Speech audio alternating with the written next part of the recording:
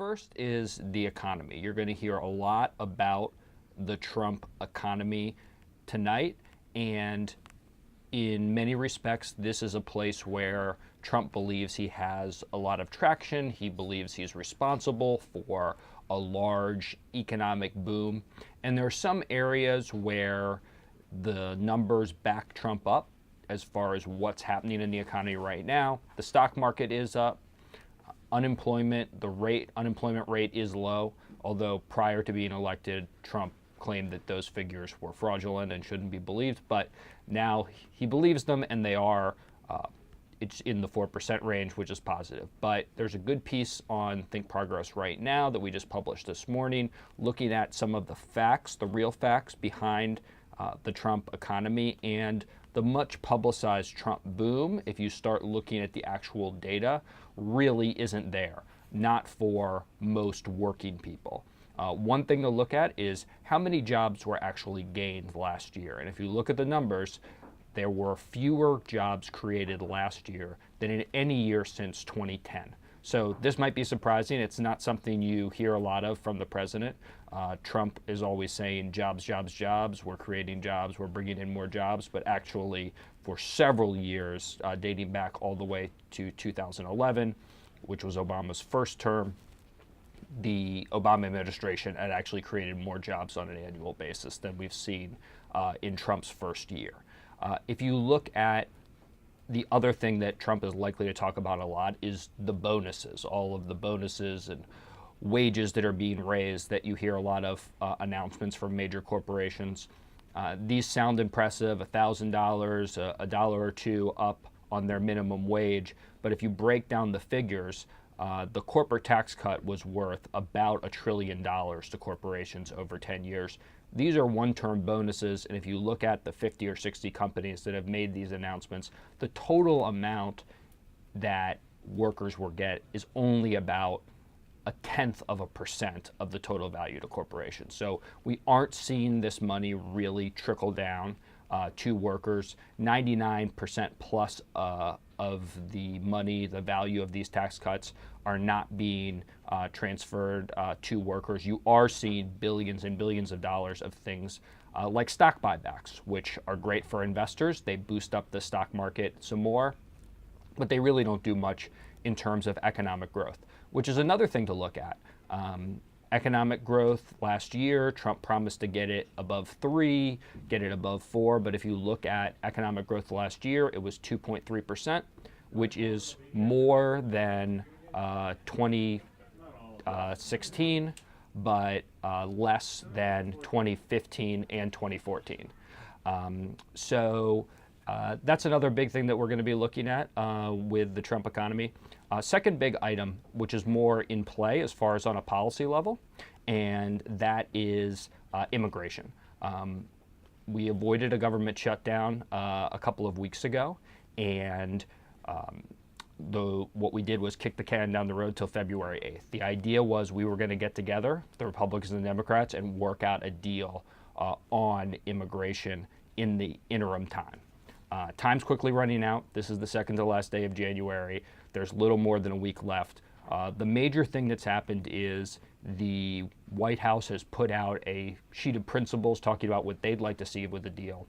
And it does have a path to legalization for DACA. It has a way for not only the DACA population, but for a slightly broader group to gain a pathway to citizenship. But it doesn't, in fact, when you look at the broader set of principles, they're asking for a lot more than that in exchange. They're looking for radical changes to our legal immigration system, the elimination of the diversity lottery, a lot of changes that really would reduce immigration from Africa, from Latin America, and a lot of the places that Trump famously called shithole countries, is really reflected in that. The plan was written by Stephen Miller, who's a immigration hardliner, and the plan has really kind of been extremely unpopular with both sides.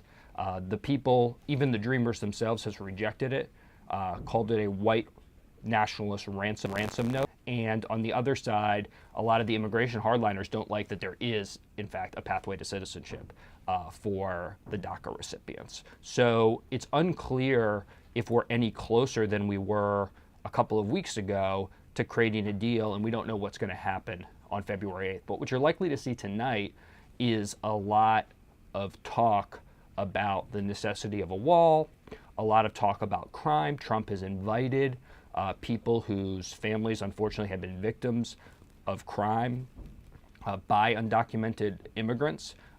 This isn't something that's really endemic to the undocumented population.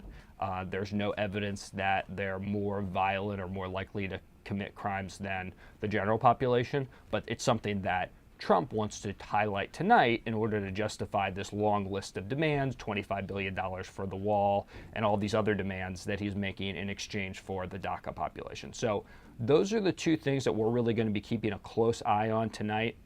The other thing, sort of the wild card to keep an eye on, is whether Trump puts more meat on the bone of his infrastructure proposal. This is something that theoretically there could be a lot of agreement on between Republicans and Democrats, but it all depends on how it's structured. Trump's touting $1.5 trillion. I think Democrats would support a large expenditure on infrastructure, but how is it going to be spent? Is this going to be something where there really is a government investment, or is this really subsidies for private corporations and other things that Democrats may object to? So I see we've got some questions rolling in, so I'm going to stop there for the intro and see what your questions are. We've talked a bit about what Trump is going to talk about during his address, but what are some of the topics that he's likely to stay away from? Well, the other thing that is happening as this plays out is the Mueller investigation is picking up pace. It looks like Mueller wants to investigate Trump, wants to talk to Trump, wants to ask him questions. Trump's lawyers reportedly are trying to figure out a way out of that, figure out a way to avoid having him answer questions. Chris Christie, who was one of Trump's advisors until he fell out of favor, was on ABC this morning saying that Trump should do whatever he can to avoid answering questions. And there's also an effort by the White House, by their allies in Congress, Devin Nunes and others, to create a narrative that the FBI is essentially a cabal stacked against them in seeking to bring them down. And that's what they've spent a lot of effort on. Trump now has 5 days of whether to decide whether to agree to declassify a document that Devin Nunes has created, which essentially will cast the entire Russia investigation as a partisan witch hunt, and specifically targeting a member of Trump's own administration that he appointed, Rod Rosenstein, and saying that he is essentially responsible for the politicization of the investigation. So that's one thing. It's a big thing that's going on. I don't think you're going to have Trump spend a lot of time on it unless he decides to call it a hoax, but we'll see. Bill Moorhead has a question. Congress voted to impose sanctions on Russia. Will there be consequences for Trump for failing to impose them? No, there will be no consequences for Trump by this Congress. I think we've learned that. The more and more we learn about Trump's engagement with Russian officials and the campaign engagement with Russian officials over the course of the last year. I mean, if you think about everything we've learned over the last year, the Don Jr. meeting in Trump Tower, all of the meetings with Sessions that he failed to disclose, the back and forth between Don Jr. and others with WikiLeaks, and on, the Republicans have only grown more protective of the president. We haven't seen any accountability. And I think if you look at the polling numbers, you see why. Trump is historically unpopular, but if you break it down and look at Republicans, still about 80% of Republicans support Trump. As long as that happens, the Republicans are going to stick by him, and you're not going to see aggressive oversight or enforcement. So Trump was supposed to impose sanctions as of yesterday. He didn't. Will anything happen? Probably not. Ricardo wants to know how these businesses who are closing factories and laying off thousands of workers are getting off with these PR moves, with these bonuses and these small wage hikes. You have seen some of that happen where you've seen an announcement of a bonus or a wage hike, and then at the same time, there's layoffs on other parts. And look, there's layoffs and bonuses all the time. And I think that's, in fact, what we're really seeing is not a dramatic change in the operation and how companies are operating, but more of a continuation of the status quo. I think there's some companies that have decided to give these bonuses as a PR expense. The tax cuts are still very unpopular. Most people believe they're not targeted at the middle class. They're right about that. But corporations want to make sure that these continue. They're permanent now, but anything is only permanent until Congress decides it's not permanent. So they're trying to build up public support. They're making these announcements, but they're also doing all the other things they do. They're looking at different segments of their business. They're seeing which ones are profitable, which ones aren't profitable. They're laying off people. They're hiring new people. The wages and the number of people that these corporations are going to hire are really going to be based on supply and demand, not based on the tax rate. That's one of the myths about economic growth and how corporations operate. That was the basis of this tax cut, why so much of it was geared toward corporations. But I think we'll see, in some of the figures I was talking about in the intro, it's not really playing out. So yeah, as of now, they're getting away with it, and we'll see how long that lasts. Members of Congress often bring guests to the State of the Union as a political statement, but this year it seems particularly controversial. Is the practice normally this contentious? It is not. I think typically it's really the president that invites people, and it's usually either some sort of feel-good story that people are looking for, or it's to highlight a new initiative that they want to put a face on.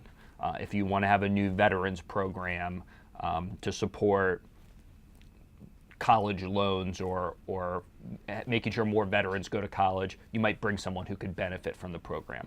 But this year, it is sharply partisan, and you've got one side bringing, as I was saying, Trump has people whose families were killed by undocumented immigrants. You've got, on the other side, some Democrats who are bringing trans service members that Trump wants to exclude from the military. He hasn't been able to do that because of the courts. So yes, it is much more contentious this year, and much more of a sort of shadow warfare than we've seen previously.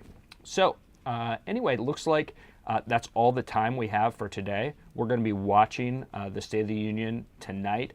Be sure to go to thinkprogress.org. We'll have live coverage. We'll be fact-checking it. We'll be looking at the reaction. We'll be looking at what was said. And then we'll see you back here next Monday, and we'll figure out where we are there. So thanks a lot. We're going to keep working here at Think Progress to bring you the truth.